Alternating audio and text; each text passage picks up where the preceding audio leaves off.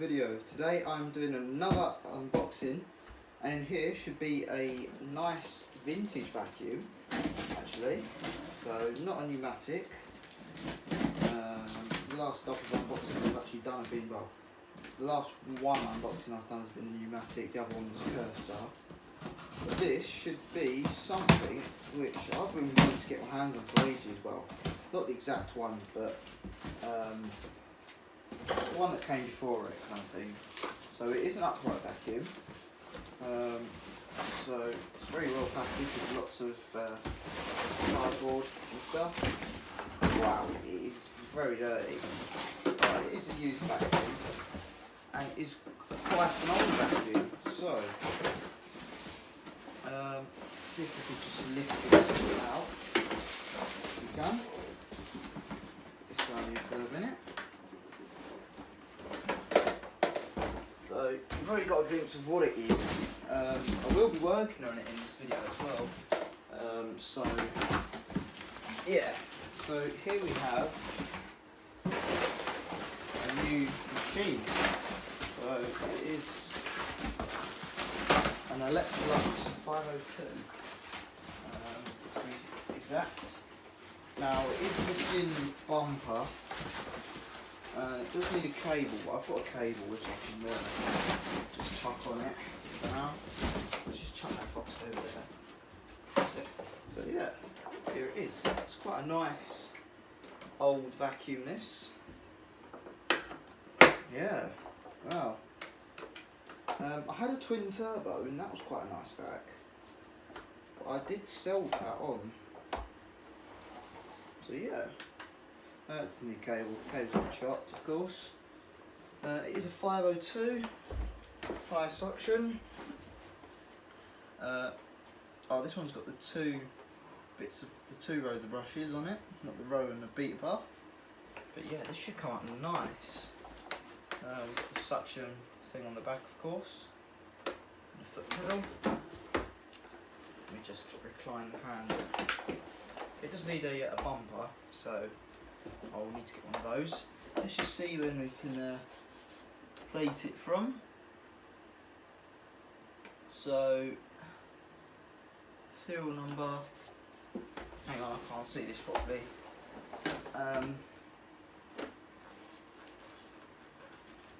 So it is model Z502. Product number blah blah blah. Can't see it much. The serial number is 542. So I am guessing that this is from 1985. So yeah, 1985. It goes well with my the cylinder one I've got. But yeah, it does need a clean. It's really dirty. Anyway, what we'll do now, we'll just pause the video. We'll take it down into the shed. We'll remove the suppressor out of it actually, because I know these like to go bang. And yeah, we'll chuck a cable on it. So I'll be back in a minute. So here I am in the shed. I've got the 502 on top of the bench. Just having a close look at it. There's a spider in there. So he's still in there. I was going to grab him and chuck him outside. That's snapped, but I'll probably get one of those. So what we'll do, we'll undo these two screws and we'll see what's underneath. So here is underneath the cover. Luckily for me, I think the suppressor's been removed, but I'll check in the motor housing. I'm sure they're up here, the suppressors. There is some screws missing where I think the suppressor would have joined on, but yeah, we'll take a look at it and yeah, we'll put a new cable on, and I'll come back when the new cable is on. So I've got the cable on. It's not the same one I showed you earlier. That one's over here back in the old VAX 6131 tub. This one's one that originally came on the SIBO, the boss one, the orange one.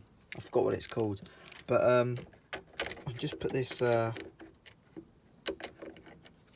thing back on. I do need to put a plug on it, so I've got a plug here. It's an old MK that actually came off that other cable over there. So we'll put a plug on it and we'll plug it in. So let's do these up. So I'm not sure how long this cable is. I think it's about 10 meters. That's it. So there we go. We'll put a plug on it and then we'll chuck it outside and see how it works. So here we have the MK plug fitted. The Electrolux is over there. Let's just change hands. Let's see what horrible noise this thing will make.